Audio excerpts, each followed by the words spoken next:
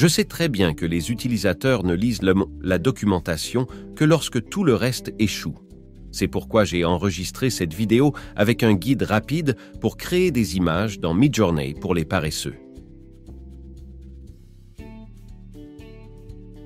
Supposons que vous avez déjà Discord, que vous avez déjà créé quelques images, mais que vous ne vous êtes pas intéressé aux subtilités. Examinons la commande Imagine, la commande de création d'images.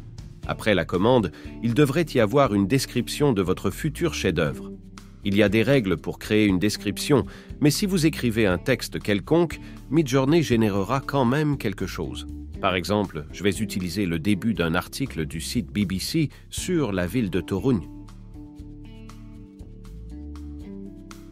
Le résultat est des images normales. Mais pour obtenir exactement ce que vous voulez, suivez ces règles. Décrivez d'abord brièvement l'essence de l'image. Décrivez-la en mots simples, sans utiliser de phrases comme « peins-moi » ou « représente ». Tout doit être concis et au point. Voici un exemple. L'empereur Néron regarde majestueusement Rome brûlée.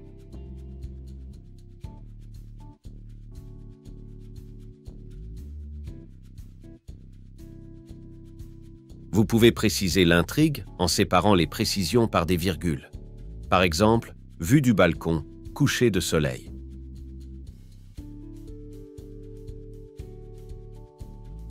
Ensuite, la description peut contenir des mots concernant le type, le style de l'image, ainsi que ses paramètres.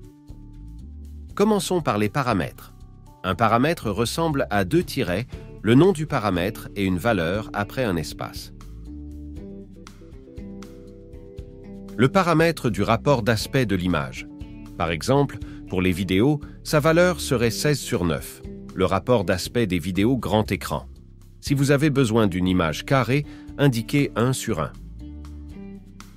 Le paramètre de chaos peut prendre des valeurs de 0 à 100. Par défaut, 0. Le chaos augmente la diversité des images. Midjourney génère par défaut 4 images et le chaos augmente leur variabilité. Voici des exemples. Ce paramètre augmente la bizarrerie et l'originalité de votre image.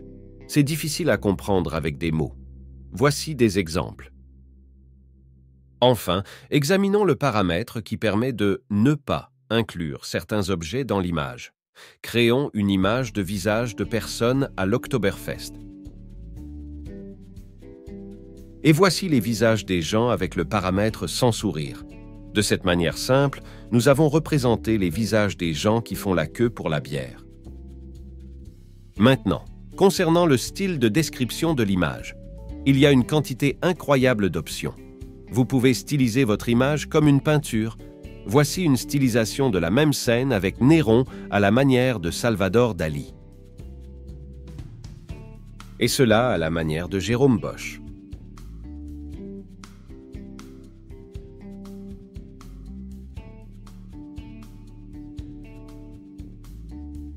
Vous pouvez transformer votre image en une mosaïque.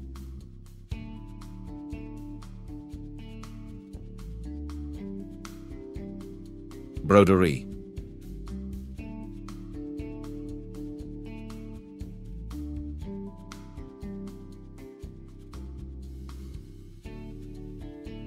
Ou même une vue sous-marine. Ça a l'air bien, mais Néron a été emporté quelque part. Il y a une multitude d'options de stylisation, expérimentées et essayées. Concernant la commande « Imagine », il faut juste être prudent avec la description de l'image pour ne pas obtenir Jimmy Neutron à la place de Néron.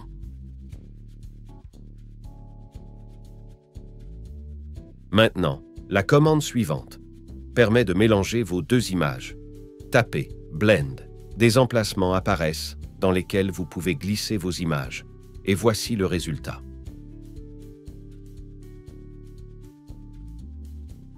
Et à partir de ces images,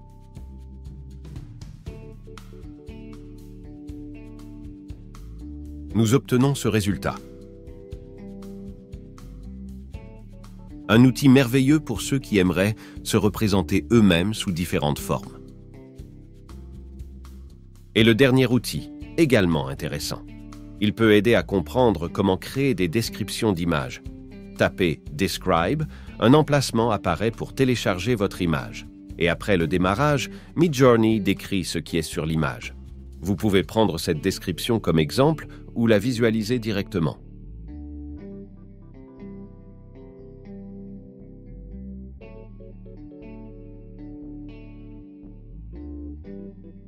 Maintenant, essayons de télécharger une peinture de Dali dans le réseau neuronal.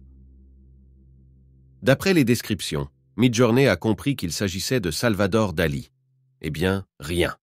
Nous visualisons toutes les descriptions et obtenons une galerie entière de peintures de Dali.